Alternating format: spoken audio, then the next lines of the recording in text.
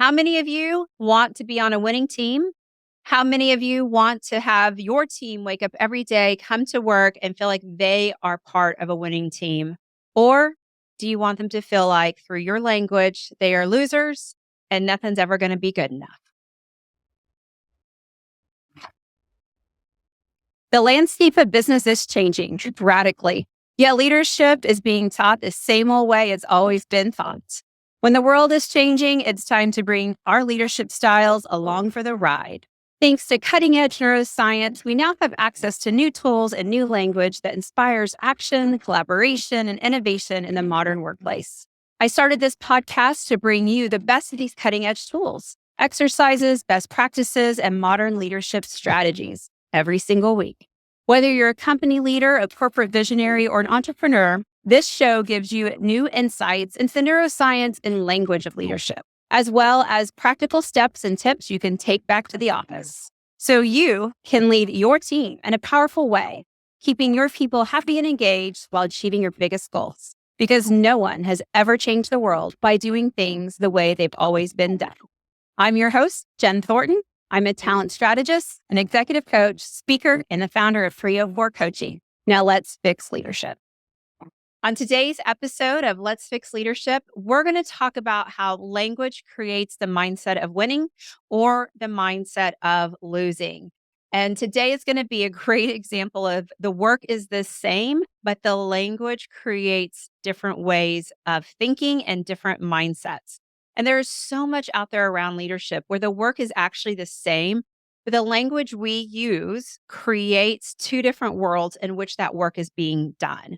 So we're going to talk about how to create a mindset of winning. And there's 1,000 books you can read on it. Go read those books. We're going to talk about something a little different than, all of those things out there that have been written on for 30 years. We're going to talk about your language and how you start to think about building in milestones, recognizing milestones. How do you manage long-term projects in a way in which people want to continue on the race with you?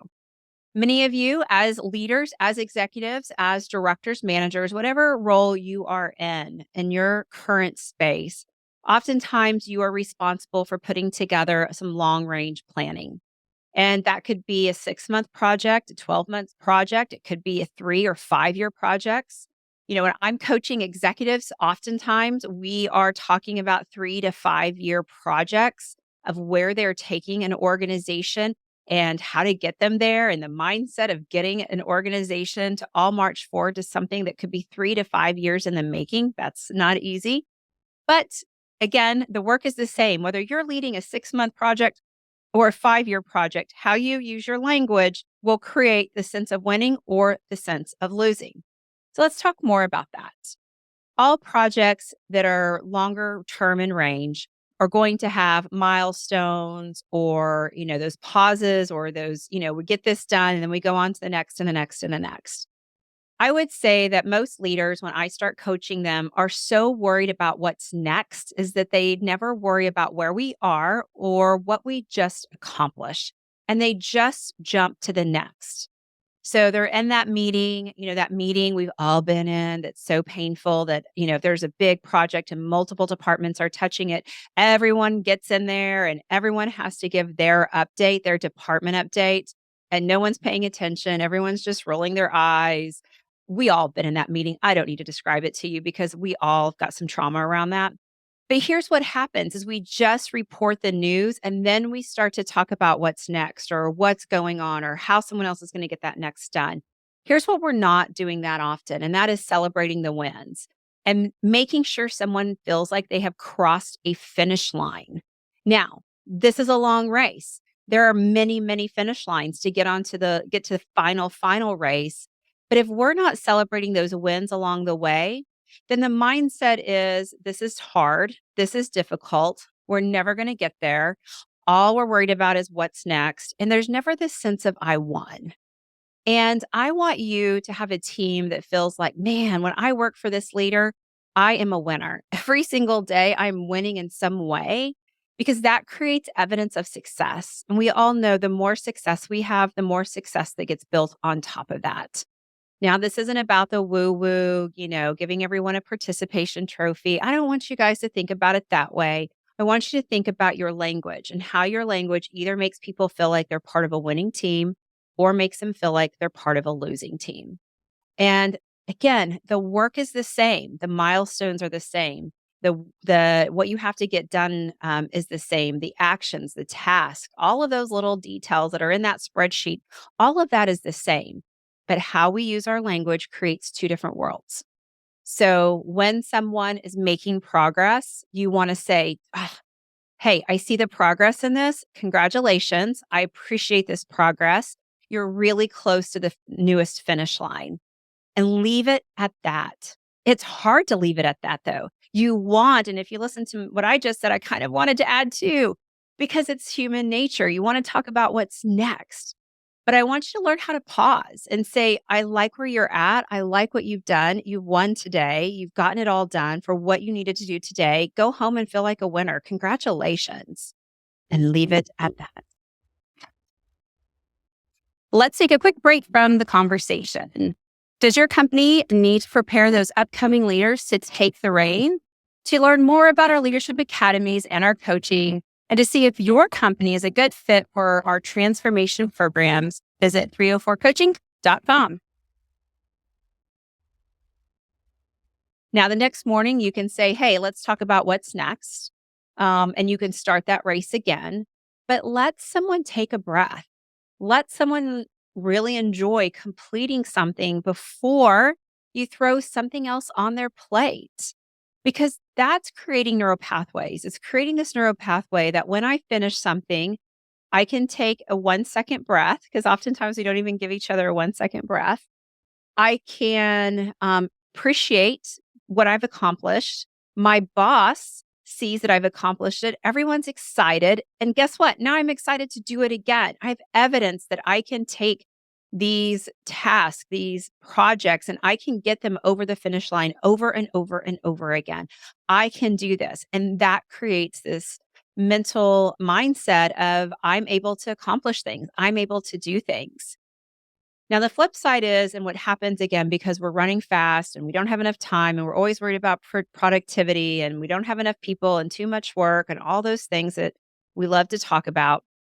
What happens is we go, oh, did you get that done? Great, great, great. Yeah, because what I need to talk to you about today is I need to talk to you about what's tomorrow and tomorrow, blah, blah, blah, blah.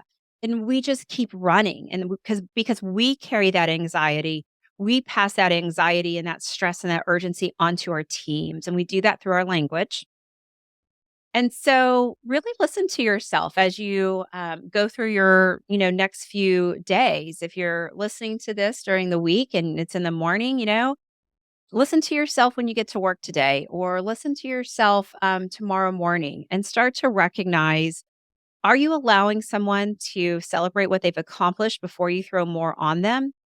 Are you allowing them to celebrate their wins, or are you just ignoring it and giving your anxiety of what's next over to them? Remember, your language can change this. Your language can create a world where people feel like winners. And so find those milestones, build them in. If you have a project and there's, 6 key milestones, look at those again. And before you start to break them out, is there maybe 12, and they're really short sprints. And every one of those sprints is spent with 5 minutes as a team celebrating and talking about how proud they are of their accomplishments before you start talking about what is next. Really think about how you can start to create moments of winning within your team. These wins can be small and these wins can be big, and the wins can be in between small and big.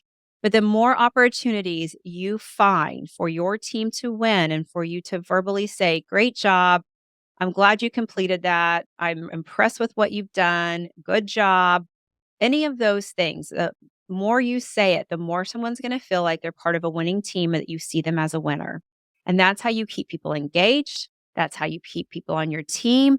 That's how you keep people working together. That's how you create a team that helps each other over those milestones and into those winning zones, and don't spend their time complaining on the side, because talk about productivity. If you could get people to stop complaining on the side, you'd have probably 20 hours back to your team every week.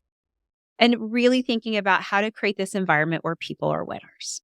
So go out there today. I want you to feel like a winner yourself.